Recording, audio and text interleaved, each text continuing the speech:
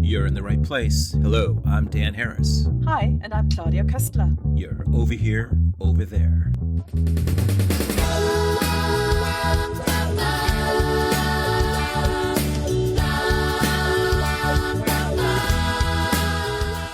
Welcome to Over Here, Over There, a global conversation about how we see others and others see us.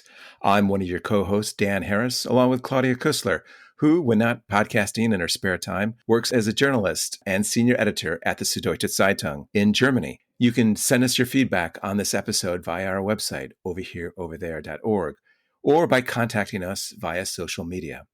The news of Alexei Navalny's death has shaken the world. The well-known Putin critic died in mid-February at the age of 47 in a prison camp in the far north of Siberia under unexplained circumstances.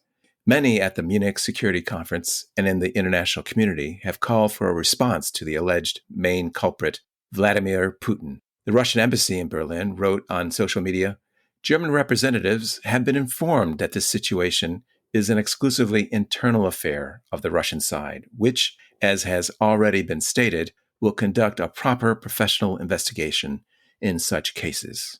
While Western diplomats and activists continue to demand accountability of Vladimir Putin, someone who is otherwise never at a loss for words has remained relatively silent on this tragic episode. That is, of course, Donald Trump, who has not condemned or even mentioned Putin's possible involvement in Navalny's death, and probably never will.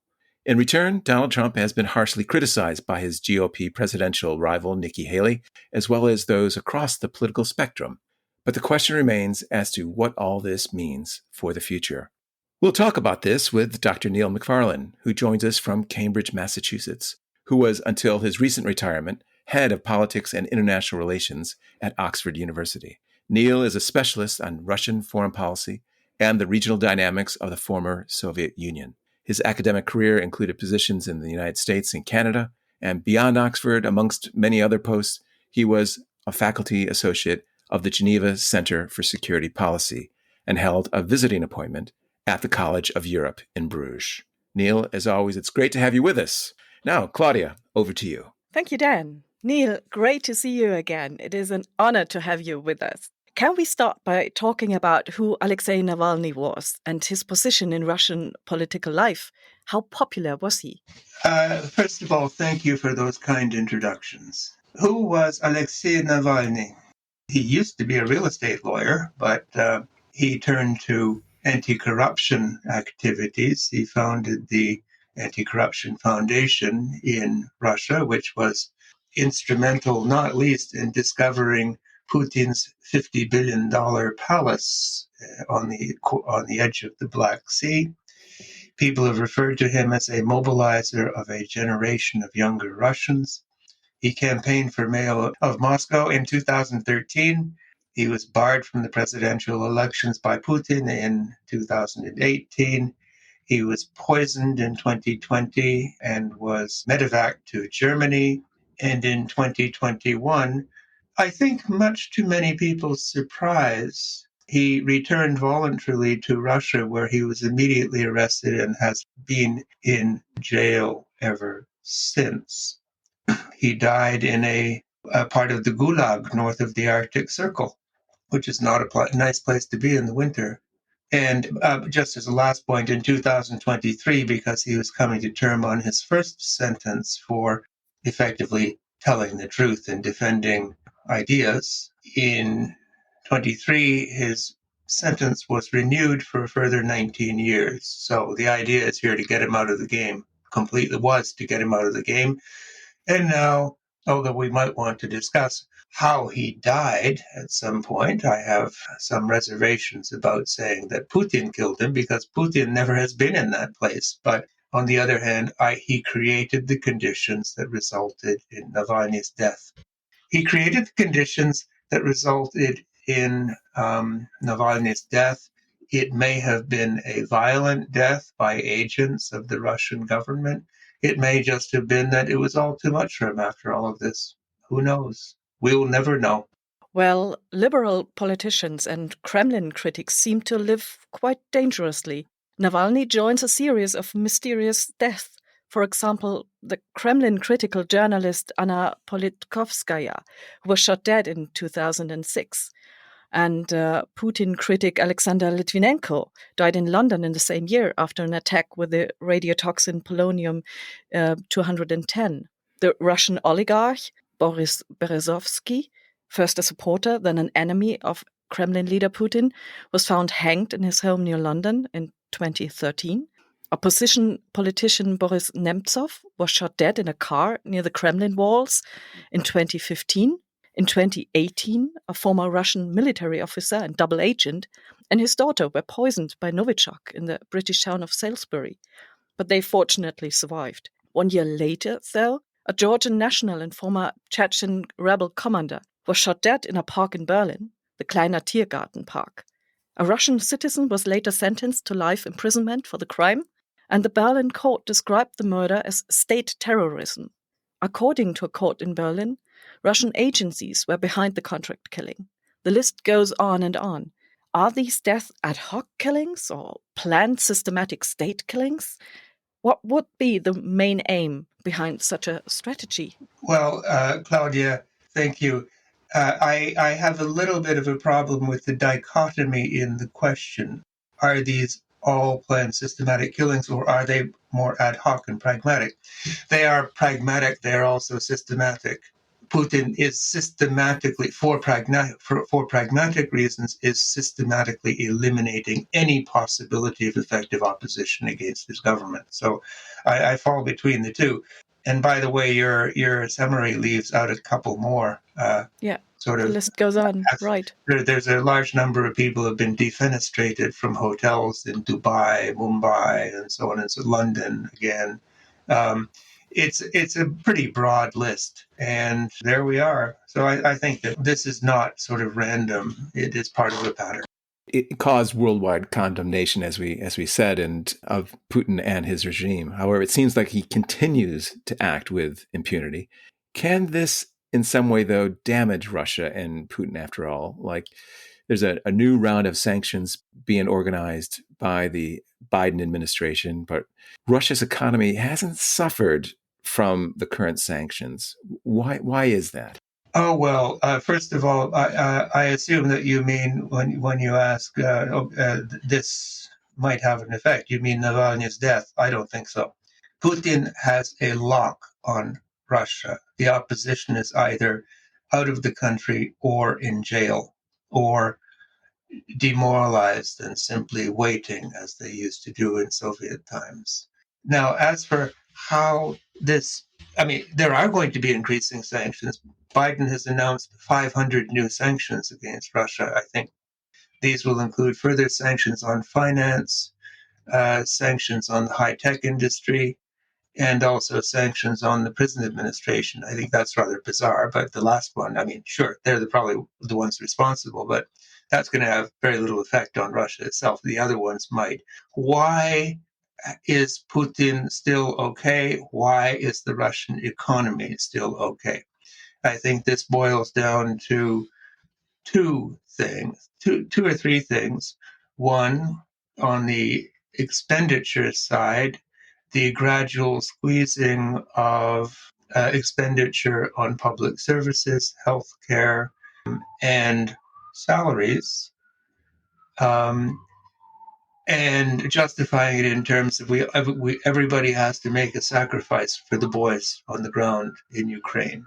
We can get back to that claim later if you want. The other one is, of course, oil revenue. All of the sanctions we've done on international oil trade, on trying to shut down Western insurance coverage of Russian tankers. This had some effect, but modest. And I think Russian oil exports are increasing rather than decreasing, and they go to places like China and India and now Brazil. And there's enough money in the pot to cover the security services, Putin's mansions, the army, and the rest of the armed forces, and the police. And goes back to the earlier point. very few people, I'm sure there are many people in Russia who are upset by Navalny's death, but I doubt that in current political and security circumstances in Russia that will produce significant problems. Well, you mentioned that you take it that some people in Russia are upset about the death of Navalny, but is it more or less characterized by fear of speaking out, or why Yeah. do we not hear much uproar from Russia? Well, there again, there are several reasons, Claudia. By the way, I can't help noting that there have been a number of small memorials placed in Moscow and St. Petersburg to mourn his death. And the people who put the flowers down are being arrested, and the flowers are being hauled away in garbage trucks. So that's one part of an answer, I guess. Mm-hmm. If maybe there would have been more people there if there were more people who did not fear arrest. It's very hard to tell. And in terms of your general question, is it fear of speaking or indifference? Again, I reject the dichotomy with apologies. It's both. I think most people are apathetic, and the minority who are concerned about Russian politics are simply afraid of jail. And then there are some people who do care and who aren't afraid, and then they go to jail, and that creams off the top of the milk, so to speak. In the West here, up until now, has there been, I don't know, maybe this is a little bit too weak, or maybe it's too strong by saying there's complacency up until now, until the last few years. Even with the poisonings, we did nothing. He seems to act with impunity and all that. I mean, did we ignore too long Putin's efforts to reestablish the old Soviet Union after Perestroika and Glasnost? Well, I date our reconsideration of our complacency. Yes, we were complacent. We fought the Cold War and we won. And then we took the peace dividend, and we didn't have to worry about Russia. Russia, in the meantime, was on its own path, and it recovered, and it grew economically, and it translated that into military spending. And we sort of knew about that, but we weren't really that concerned about it. Then 2008, the invasion of Georgia, that started getting people to think about where Russia's going. 2014, the first invasion of Ukraine, that generated sanctions. The Russian brutality in Syria in 2014, 2015 against the democratic forces who were opposing Bashar al-Assad, that again increased awareness. But my point is, it's been very slow. And I think the real wake up was 2022. So yes, we are finally waking up, but we've been waking up from a deep sleep slowly. It's very hard, I think, for many people in the West to abandon the structure of assumptions they have about the post-Cold War era as an era of peace, one Europe whole and free, etc., etc., and to accept the fact that everybody in NATO is going to have to hit not 2% of GDP spend on defense, but probably more likely 3 or 4. This was taken as normal in the Cold War. Everybody spent 4 to 6%. But we sort of got out of the habit, and this will unfortunately create substantial costs in terms of social programs and health programs. And can I ask, just as a follow-up to that, what do you think the response from EU countries to that, not just 2%, because they seem to struggle to get to 2%? Well, yeah, we're at less than half of NATO members. We're 2 years in on Ukraine. Less than half of NATO members have hit 2%, including, I am ashamed to say, my own country, Canada. Germany, on the other hand, has done it. And the U.S. never had a problem, Dan. Yeah. they had lots of military spending. It just wasn't in Europe. It was everywhere else. Everywhere else, exactly. Yeah. Neil, does Navalny's death now amount to a further escalation on the road to a confrontation between Russia and the West? It is on the road to a war between West and East. May it even be designed to spark exactly that? I don't think that it was designed that way. Putin did it for his own reasons. He wants to be reelected next month with a massive thing. He doesn't want problems there. He wants a higher plurality than ever. He's probably aiming at 75% to 80%.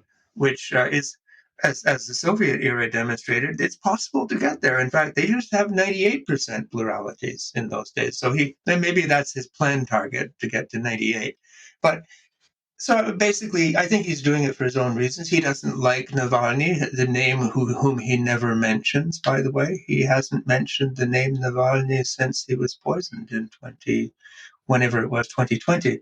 I think that this will damage relations between Russia and the West.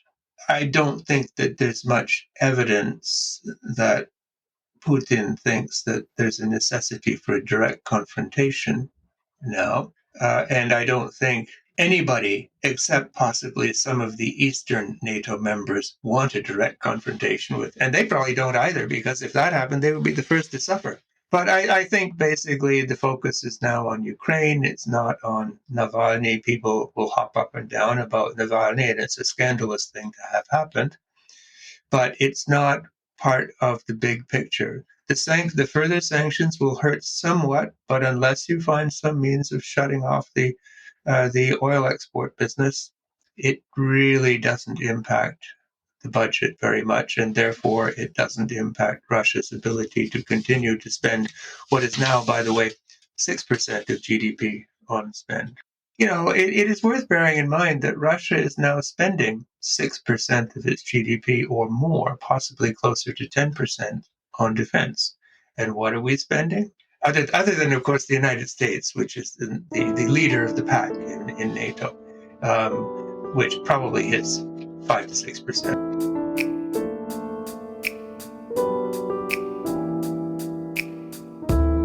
You're listening to Over Here, Over There with your hosts, Dan Harris and Claudia Kussler, and our special guest, Dr. Neil MacFarlane, former head of politics and international relations at Oxford University. And we're discussing the death of activist and freedom rights campaigner Alexei Navalny and its impact on the relationship between Russia and the West. You can check out our website at overhereoverthere.org, and we're available on all major podcast platforms. Now, back to our show.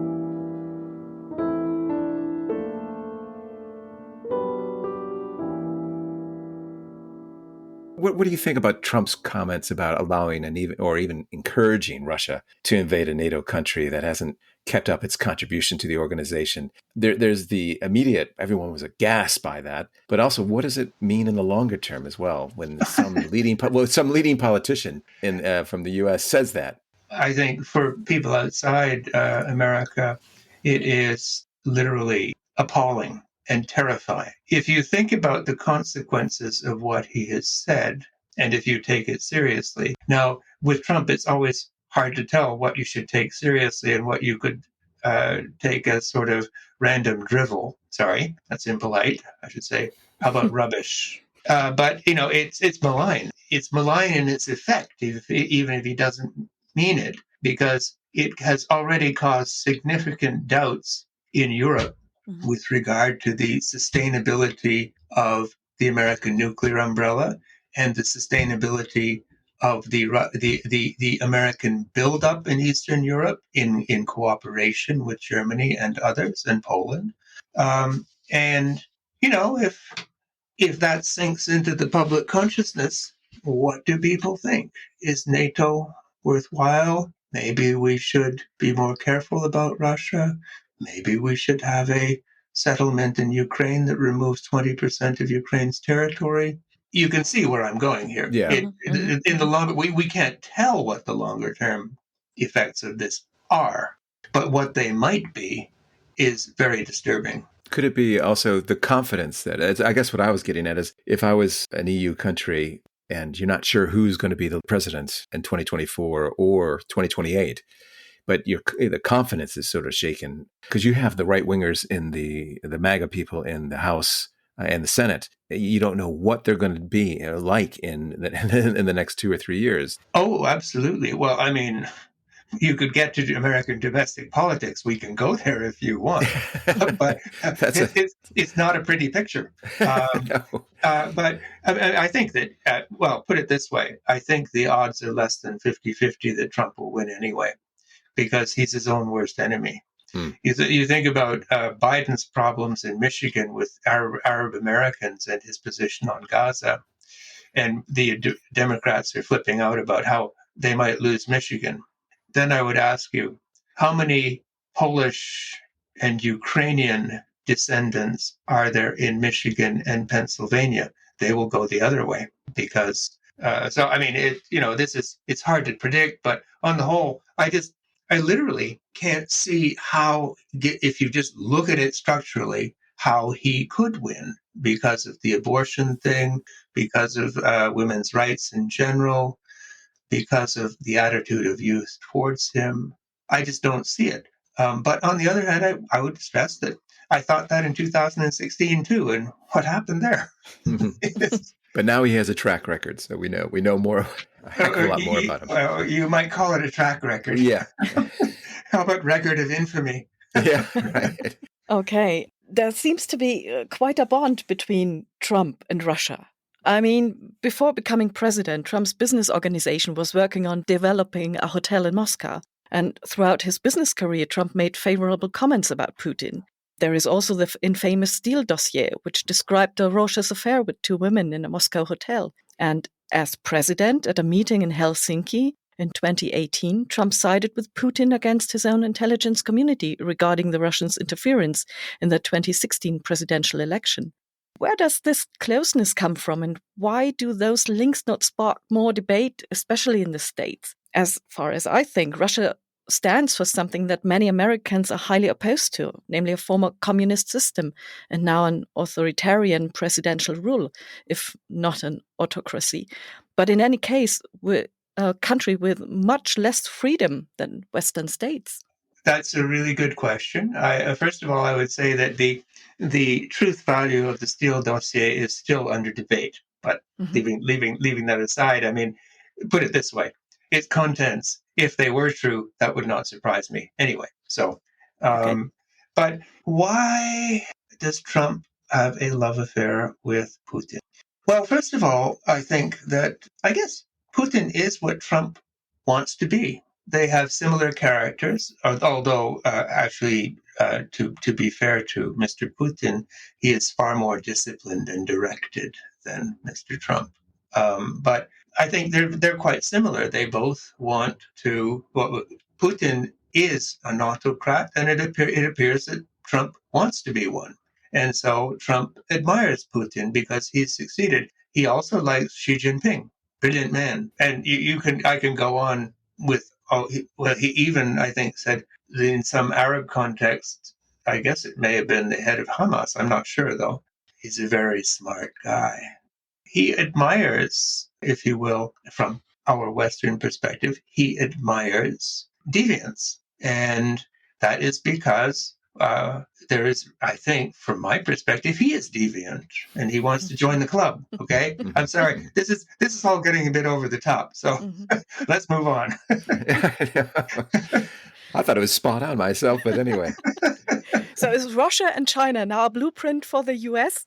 Is that what's going to happen? Well, as I said, I live in hope and with some confidence that Biden wins the election. Of course, then we have the problem of the MAGA response to another stolen election. Yeah. And if you think January 6, 2021 was a party, this is going to be a festival. And getting back to Navalny's death, do you think Navalny's death will cause movement in the U.S. Congress to pass that aid package to Ukraine? Does it have any impact from your perspective? Well, I mean, it has some impact. I mean, there's increasing pressure on them to do something about this. And given the obvious, how should one put it, delinquency of the Russians on the Navalny pattern, that we need to do something. And the logical place to do something is the Ukraine aid package. And so I think if the House of Representatives called, if it were put on the floor tomorrow and it would be a straight up vote, it would pass with a large majority. Mm-hmm. And the problem is the 20 or so extreme right-wing Republican representatives. That sounds like a small number in the Congress as a whole, but it is sufficient to topple the Speaker of the House, who does not want to be toppled. So that's, I guess, why he's not putting it on the floor. It's sitting on the desk in the House for discussion and then vote. He's not going to put it there. And it is rather complex to override the Speaker because he controls the agenda of the House. I don't think that maybe I'm being uncharitable, but I seem to be being uncharitable today. I don't think he actually cares about Ukraine at all. Mm-hmm. I'm not sure what he does care about. He does say he cares about the border and spending limits. And I mean, we think this is a problem. What we're talking about is a real problem for Ukraine right now. Mm-hmm. But if you think about coming clouds, this is a result of the complete dysfunctionality of the Republican Party, and that is a result of Donald Trump, who basically has said he doesn't want additional aid to go to Ukraine. So his acolytes in Congress will try to stop it. And if they don't, they'll overturn the speaker who finally okays it. And then we'll have another 6-week speaker fight. Well, I don't see it coming to the floor myself. I just don't see it. But I think eventually, if the Navalny's death won't do it at this stage, what's going to do it besides seeing further losses in Ukraine? Just when we are in danger of having to put troops on the ground ourselves, I just don't see it with at least not until the end of 2024. Yeah. I don't know what you think. Yeah. Well, I don't see America putting troops on the ground in Ukraine either. The whole point of the assistance is to prevent us all from having to put troops on the ground in Ukraine. The Ukrainians are perfectly capable of taking care of themselves if they have the means to do so. Mm-hmm. And now we are not giving them the means to do so. So the logical argument would be, look, if we don't give aid to Ukraine, we will be there instead. Mm-hmm. Because effectively Poland will be there and the Baltic republics will be there next. Do you think Biden should have given Ukraine fighter jets much sooner than when he did? Yes, I understand his prudence because we could not adequately evaluate the escalation towards nuclear weapons potential in Putin's mind. And so we pushed slowly through with one system after another of increasing sophistication. And that way we got a measure of his propensity to escalate. And that allowed us to go on. And now we're having the fighters. There aren't enough of them, by the way, but then there aren't enough trained Ukrainian pilots. So, yeah, I think that there was some reason to be careful with that. But I think the Biden administration and NATO were excessively careful with it. And the victim there is Ukraine. Do you expect the Western European countries to step up and gear up much quicker now? Well, if you look at their voting behavior, most of them, their voting behavior in the NATO Council on things like spending targets, I would say yes. But on the other hand, the 2% target, I think, was adopted in 2014. Okay, we have a 10-year anniversary of the 2% deal, and we have possibly half of the members making 2%. I mean, this is not good.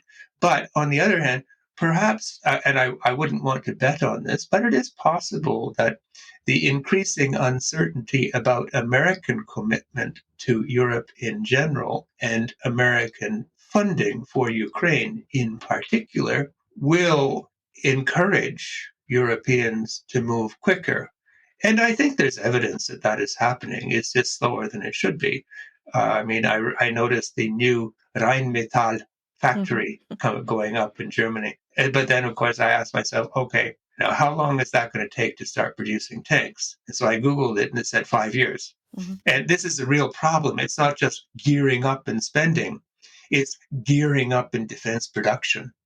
And this is a hard thing to do because the skill sets have been lost. The whole industrial base for defense has been squashed effectively or minimized. And now we want to go back to maximize. This is not done in a day. If you think about America and World War II, when America entered World War II, it had a reasonably sizable defense industrial base after a pretty starved defense budget for many years. And it took them 3 or 4 years. And by the way, when they got there, they actually produced, with some help, not least from the Russians, by the way, they produced victory in World War II. But it takes time. You have to build the factories. You have to train the people. You have to expand your militaries. You have to train them properly. You have to train them in specializations. It is an extremely complex task. But do you see a possibility for a peaceful outcome at all? What is peace? You mean a settlement of some sort? A settlement or a diplomatic approach or a standoff? At the end of the day, there are about 4 possibilities for this war. One is a Russian victory. That is very low probability because of Ukrainian national cohesion, and because the closer they get to victory, the more Ukrainians will resist and will be helped to resist. That's clear. And also because they are going to enter a period of depletion in their own armed forces. They're already in that period.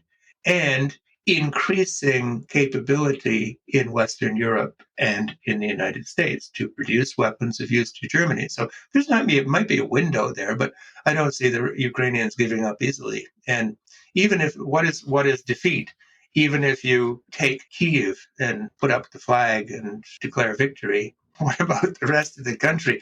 Ukraine is the largest country in Europe other than Russia, and it is populated by people who are now viscerally hostile to Russia and Russians. So what happens if you put up the flag? You end up with an Afghanistan scenario where a prolonged insurgency, which will be very bloody and very painful, mostly for the Ukrainians, but also for the Russians. And that can be sustained for a long time unless the Russians nuke the whole place, which contradicts their belief, apparently, that the Ukrainians are really Russians.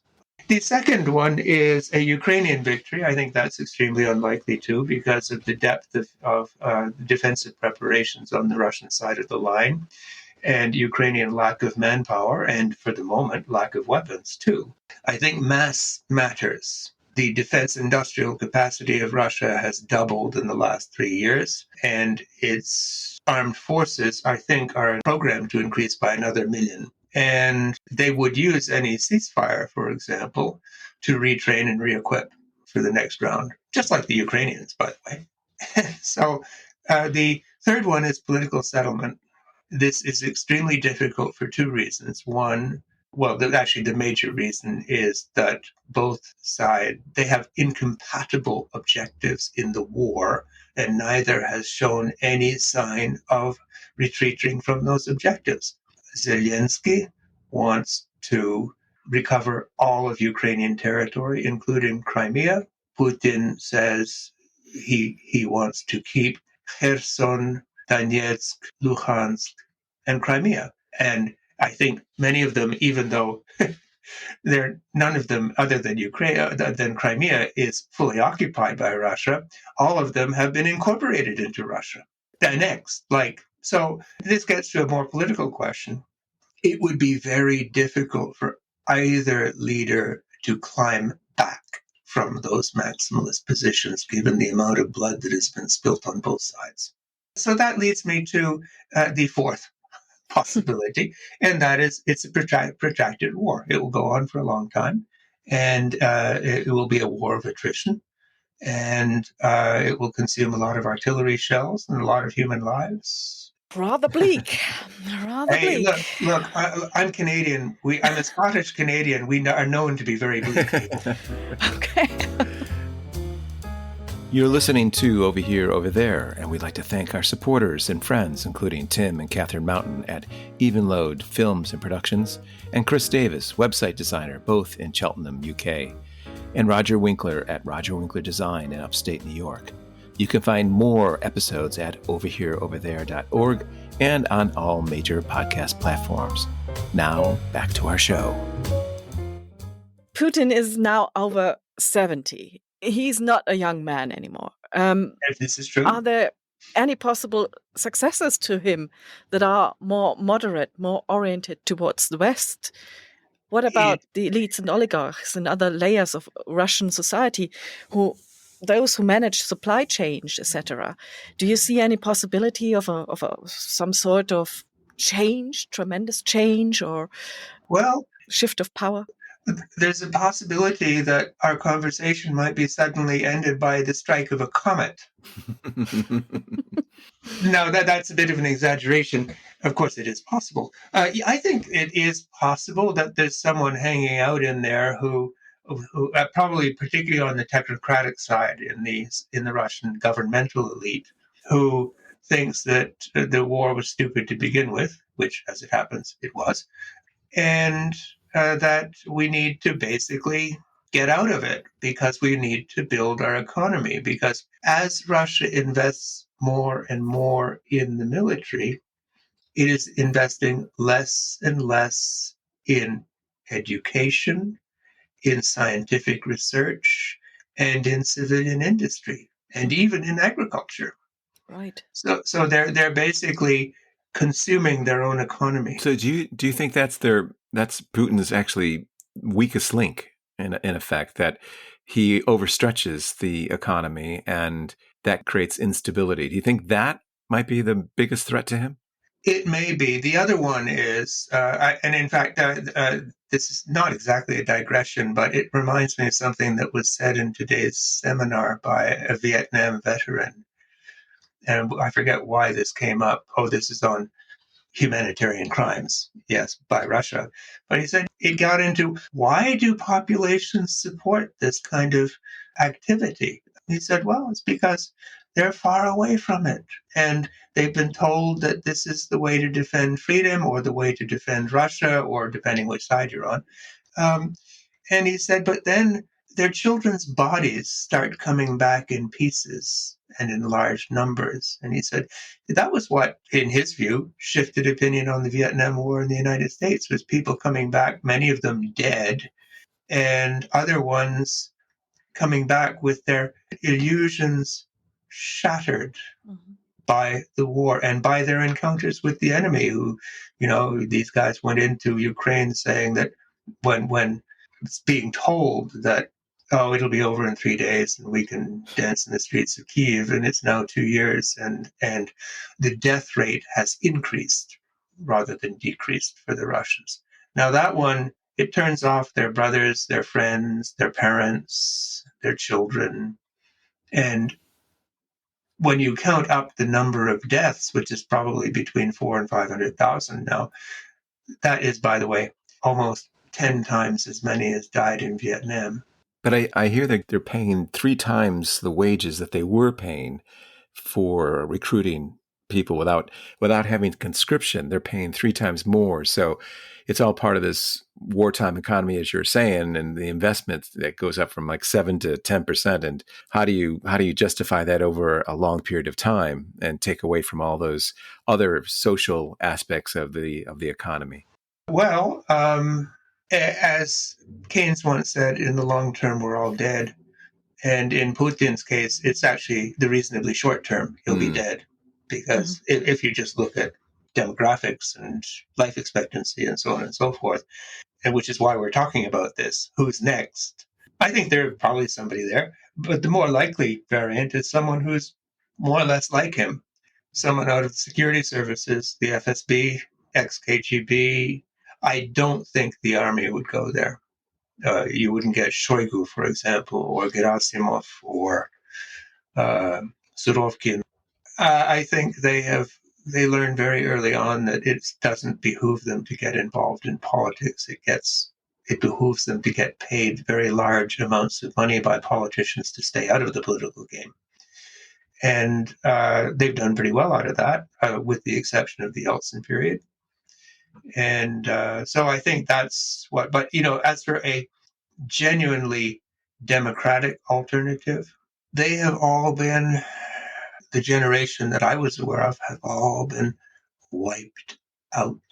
And if you're living in a totalitarian environment, it is very hard for alternatives to Putin to emerge without being either eliminated, as we were discussing earlier, or imprisoned, or driven into exile. It seems like Stalin in late 40s and early 50s before his death, and what he was doing, and suspecting everyone, and it being a very dangerous time to be in the higher ranks, the higher echelons of the Russian society, Russian government. Oh, yeah. And the other question is, if there was someone in the apparat, as the Russians say, who thought they could do it, either in a reformist direction or in a conservative direction, how would they get a consensus within the Putin survivors in the cabinet and in the Council of Ministers and so on and so forth?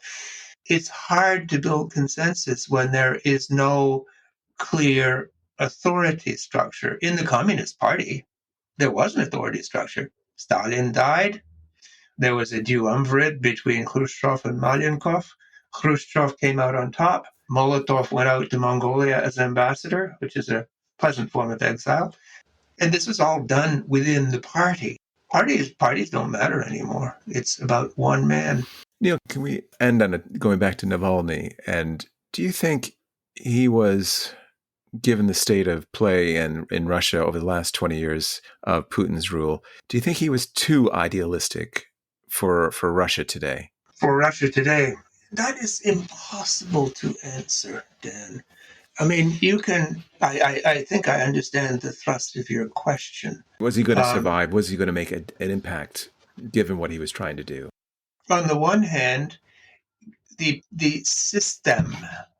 systema created by Putin and his colleagues in Russia is pretty robust. They control all of the major means of production. They control all of the major ministries and agencies in the Russian Federation. They control all of the regional governors. They control most of the city mayors. I mean, it's pretty deep.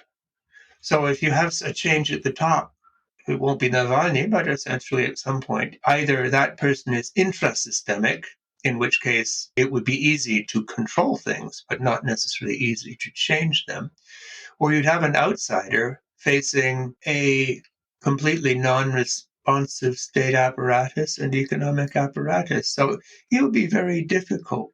Gorbachev, I think, tried that. Mm-hmm. Oops. Right. The country disintegrated. Oh, well, there we are. It's not easy, and one should be careful about comparisons. But, I mean, essentially, this is the inverse of what Trump claims about the United States.